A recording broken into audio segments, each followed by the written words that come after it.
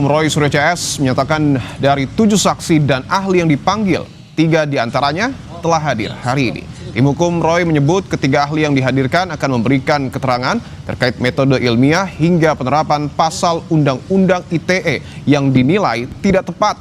Salah satu saksi ahli yang diperiksa hari ini adalah Tono Saksono, ahli image processing dan digital forensik. Yang dihadirkan akan menjelaskan bahwa metode yang digunakan Roy Suryo dan Rismon Sianipar bukanlah rekayasa atau manipulasi data.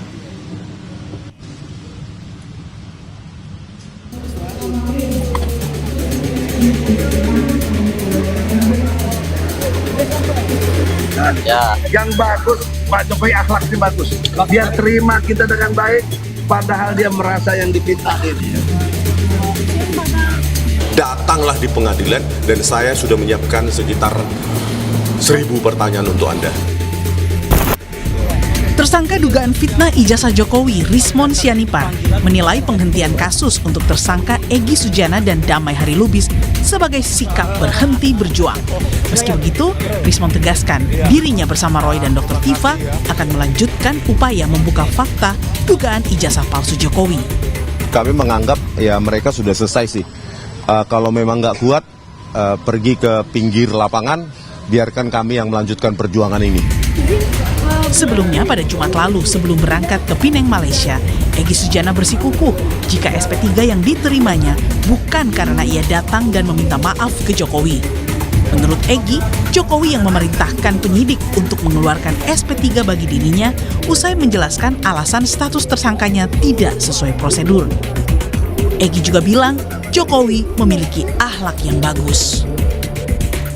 Saya datang bukan untuk minta maaf. Itu saya sampaikan depan beliau. Kenapa? Karena saya tidak pantas ditersangkakan. Satu, saya advokat. Advokat itu punya undang-undang, namanya Undang-Undang tentang Advokat nomor 18 tahun 2003 pasal 16. Kedua, saya melapor lebih dulu. Tapi kenapa dilapor balik? Itu saya senang dengan kebaikan beliau luar biasa dalam akhlak ya, akhlak. Kalah saya. Nah, lalu yang saya menarik lagi, Bapak Jokowi yang terhormat, dia menyatakan saya harus bagaimana. Nah, disitulah baru ada RJ itu. Saya minta perintah Kapolri kepada Kapolda, Kapolda kepada Dirkrimum, cabut cekal saya dan SP3 kan saya. Dia langsung reaksi. Pak Sarip, ajudannya, panggil polisi. Nah, saya baru tahu di sana ada polisi, bukan saya didampingi polisi. Di sisi lain, upaya restoratif justice atas Egy dan Damai Lubis dinilai kubu Roy Suryo sebagai upaya Jokowi untuk menghindari kasus ijazah sampai ke pengadilan.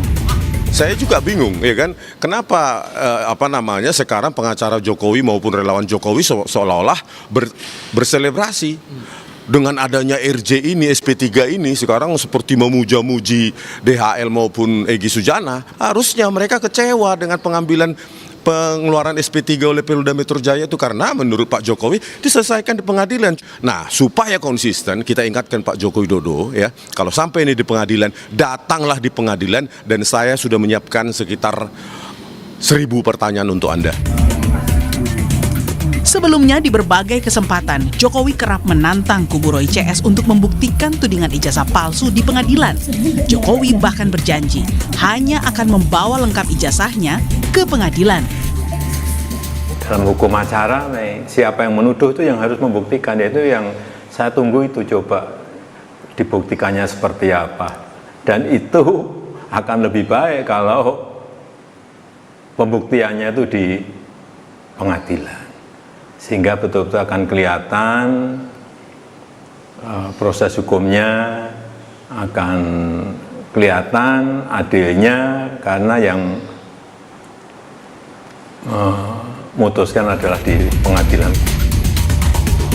Meski Polda Metro Jaya sudah hentikan perkara Egy Sujana dan Damai Lubis, perkara untuk Roy, Rismon, dan Tifa tetap berlanjut, yang kini sudah dilimpahkan ke kejaksaan. Kubu Roy bahkan menolak tawaran Damai dan meminta agar kasus ijazah Jokowi terus berproses hingga ke pengadilan. Tim Liputan Kompas TV.